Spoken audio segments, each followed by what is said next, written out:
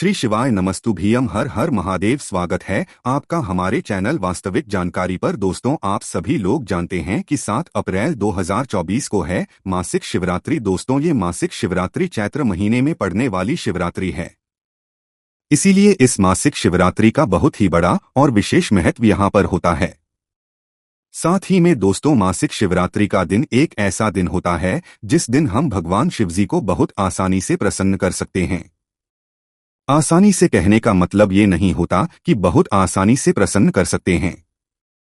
जब आप भगवान शिवजी को प्रसन्न करते हो तो भाई उसके लिए आपको कुछ उपाय करना होता। इस उपाय को हम इस वीडियो में आप लोगों को बताएंगे। जो उपाय अगर आप लोग इस मासिक शिवरात्रि में, वो भी चैत्र महीने की में पड़ने वाली इस मासिक शिवरात्रि में कर लेते हो तो ये आपकी जो भी मनोकामना होगी वो 3 महीने के अंदर या 3 महीने के बाद में कभी भी पूर्ण होना शुरू हो जाएगी। अगर आप उपाय को पूरे मन और पूरे भाव से करोगे तो 3 महीने के अंदर ही आपकी मनोकामना पूर्ण होना शुरू हो जाएगी। तो दोस्तों, ये मौका आपको अपने हाथ से नहीं जाने देना है। हम आपको एक उपाय एक ही बताते हैं, वो ऐसा बताते हैं जिस उपाय को करने से आपकी सच में पूर्ण होती है, क्योंकि पंडित जी ये बात खुद कहते हैं और लोगों के लिए ये उपाय काम भी करते हैं। तो चलिए दोस्तों, जानते हैं इस मासिक शिवरात्रि पर, इस चैत्र महीने में पड़ने वाली मासिक शिवरात्रि पर आप लोगों को कौन सा उपाय करना है। तो दोस्तों, इस मासिक शिवरात्रि पर मतलब कि 7 अप्रैल 2024 को आप लोगों को 3 दीपक वाला उपाय करना है। जिस 3 दीपक वाले उपाय को करने से आपकी जिस भी प्रकार की मनोकामना होगी, चाहे कोई दुख और परेशानी हो, चाहे धन संपदा की कमी हो, चाहे घर में रोग और बीमारी हो, या किसी भी प्रकार की परेशानी जीवन में हो, या कोई बड़ी और विशेष मनोकामना हो, तो भाई आप अपनी उस मनोकामना के लिए ये वाला उपाय कर सकते हैं।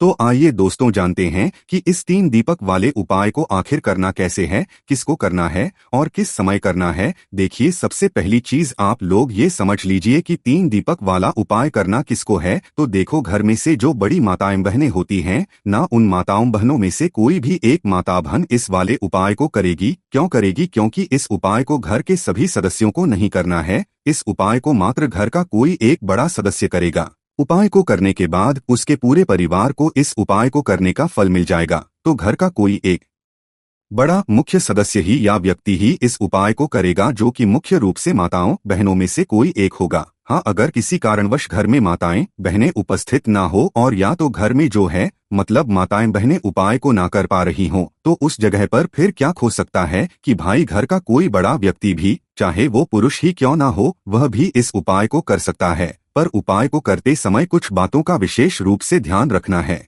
जो कि हम आपको इसी में बताने वाले हैं, उपाय को अच्छे से समझाने वाले हैं। तो आप लोग ये बात समझ गए कि उपाय किसको करना है। अब हम जानते हैं उपाय को करने का समय क्या है। तो देखो, 3 दीपक वाला उपाय है। सीधी सी बात है, इस उपाय में दीपक जलेंगे तो दीपक हमेशा शाम के समय प्रदोष काल में या रात्रि के समय ही जलाए जाते हैं। तो ये वाला उपाय भी दोस्तों शाम के समय प्रदोष काल में या रात्रि के समय ही होगा। इस बात का आप लोगों को ध्यान रखना। ये उपाय सुबह के समय नहीं होगा, इस बात का आप लोग ध्यान रखना। शाम के समय प्रदोष काल में ही होगा। अब दोस्तों, हम जानते हैं इस उपाय को की विधि क्या है। इस उपाय में आपको क्या करना है, और जो 3 दीपक आप बनाओगे, ये 3 दीपक आपको कहाँ कहाँ पर रखना है, और इस उपाय को करने में आपको क्या क्या मतलब चीजें ध्यान रखनी है, जिससे कि आपका उपाय जल्दी काम करें और आपको उपाय का फल बहुत बड़ा होकर मिले। तो सबसे पहली चीज दोस्तों, 3 दीपक वाला उपाय है। तो इसमें हमें सीधी सी बात है, 3 दीपक तो तैयार करने ही करने पड़ेंगे।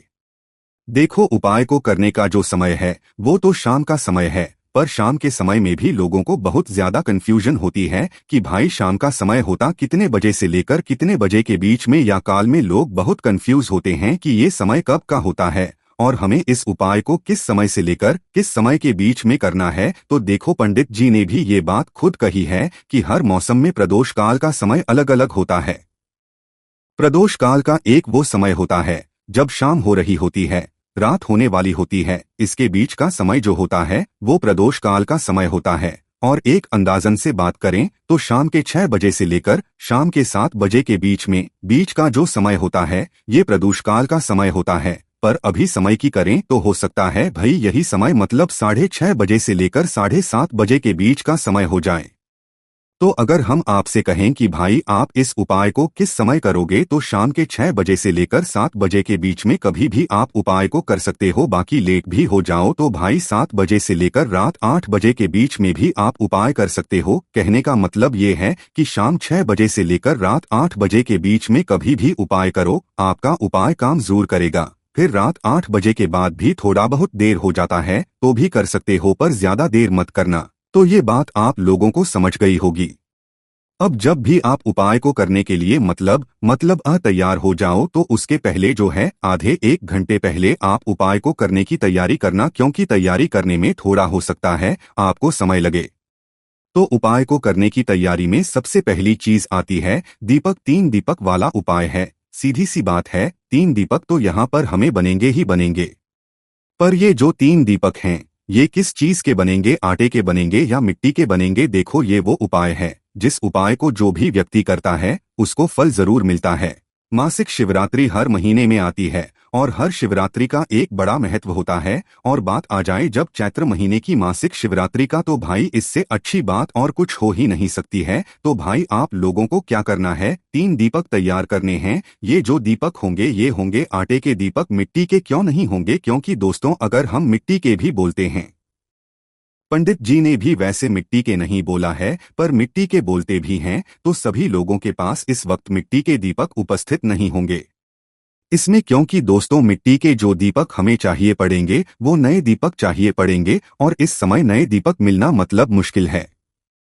तो इसीलिए दोस्तों उपाय में आप लोग आटे के दीपकों का प्रयोग करोगे हैं ना। अब ये जो आटे के दीपकों का प्रयोग करोगे ये आप अपने घर में ही बनाओगे। आपने मतलब एक प्लेट या पूजन वाली थाली कुछ भी लेना है जिसके अंदर आप लोगों को जो है आटा लेना है। ठीक है, वो आटा शुद्ध होना चाहिए। उपाय को करते समय शुद्धता का विशेष रूप से ध्यान रखना। इस बात का ख्याल रखना जो उपाय को करने वाला है वही उपाय की पूरी तैयारी भी करेगा। इस बात को भी आप लोग ध्यान रखना। ठीक है, तो आटा ले लेना है। इतना आटा लेना कि आपके 3 आटे के दीपक तैयार हो जाएं।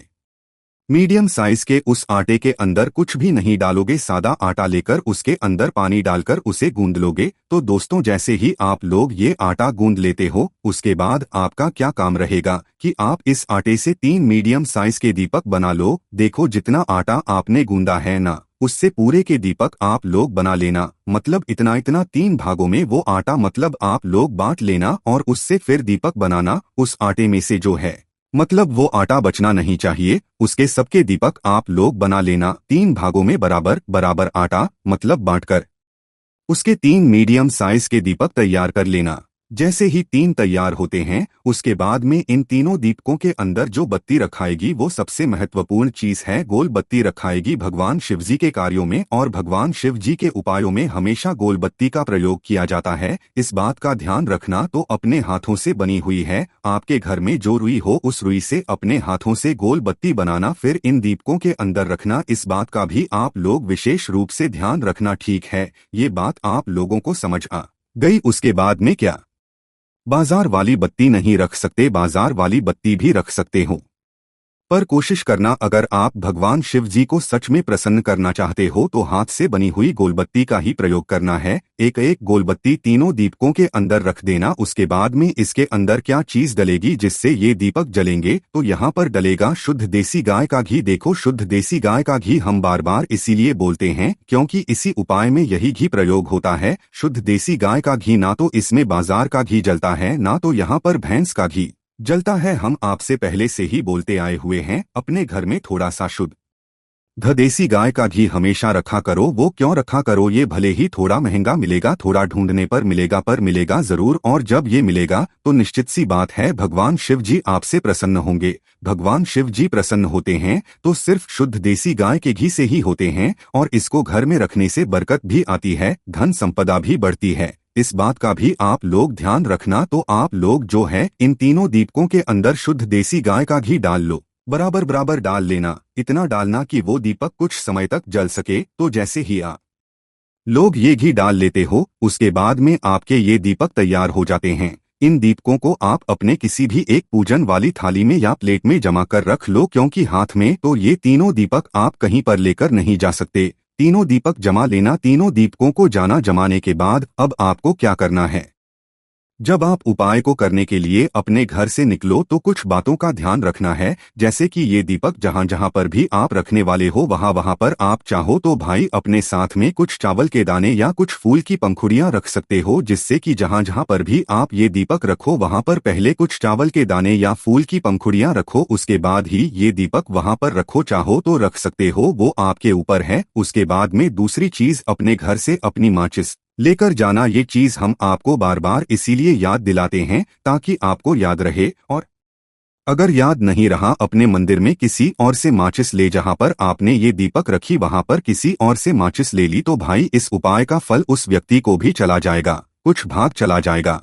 इसलिए हम आपको बार बार समझाते हैं अपने घर से अपनी माचिस लेकर जाना। और जैसे ये सारी तैयारियां हो जाती है तो ये 3 दीपक 3 जगहों पर चूंकि लाइन से ही लगाएंगे जैसे जैसे हम आपको बता रहे हैं। तो अपने घर से ये तीनों दीपक लेकर निकलना। सबसे पहला जो स्थान होगा पहले दीपक को जलाने का वो होगा बेलपत्री का पेड़।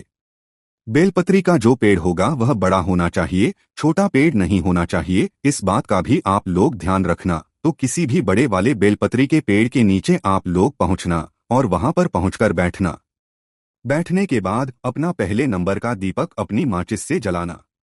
जलाने के बाद उस दीपक को अपनी पूजन वाली थाली से उठाना। उठाने के बाद इस दीपक को आप बेलपत्र के पेड़ के नीचे भगवान शिव जी, माता पार्वती जी और माता लक्ष्मी जी का नाम लेते हुए रखना। जैसे ही आप लोग ये पहला दीपक रखते हो वहां पर भगवान शिव जी से अपनी वह मनोकामना बोलना जिस मनोकामना के लिए आप लोग यह वाला उपाय कर रहे हो। भगवान शिव जी, माता पार्वती जी और माता लक्ष्मी जी का नाम लेते हुए जैसे ही आप लोग मनोकामना करते हो, विनती करते हो, पहला दीपक जलाते हो, वहां से उठना है। भगवान को धूप देकर से उठ जाना है। अब जो है आपका जो दूसरे नंबर का दीपक है, इसे लेकर जाओगे आप लोग शिव मंदिर में। दूसरे नंबर के दीपक को शिव मंदिर में लेकर पहुंचना, भगवान शिव जी के दर्शन करना और शिवलिंग के पास में बैठ जाना। दूसरे नंबर के दीपक को आप अपनी माचिस से जलाना। दीपक जैसे ही जल जाता है उसको उठाना, शिवलिंग के पास में रख देना। शिवलिंग के थोड़ा सा दूरी बनाकर रखना, भगवान शिव जी को आंच ना लगे, इस बात का ध्यान रखना। दूसरा दीपक जैसे ही शिवलिंग के पास में रख दो तो भगवान से अपनी वापस से मनोकामना बोलना। मनोकामना एक ही बोलना है, बदल के नहीं बोलना। जो मनोकामना अपने बेलपत्र के प्रति जो बोली थी वही मनोकामना भगवान शिवजी से यहाँ पर भी लेना है। ऐसी मन ही मन कर लेना, आपको बोलने की जरूरत नहीं है। मन ही मन विनती करके आप लोगों को ये दूसरा दीपक रख देना है। फिर उसके बाद में जैसे ही ये दूसरे दीपक जलता है, भगवान से प्रार्थना करके विनती करके उनको धो देकर वहां से उठ जाना और इस तीसरे नंबर के दीपक को जलाने के लिए पहुंच जाना आंवले के पेड़ के नीचे। जिस आंवले के पेड़ के नीचे जाओगे, ये आंवले का पेड़ भी बड़ा होना चाहिए, छोटा नहीं होना चाहिए। उस बड़े पेड़ आंवले के पेड़ के नीचे पहुंचना, वहां पर बैठकर जो है आप लोग अपना तीसरे नंबर का दीपक जलाना। उस दीपक को जलाकर आंवले के पेड़ के नीचे भगवान से प्रार्थना करते हुए उस दीपक को रख देना।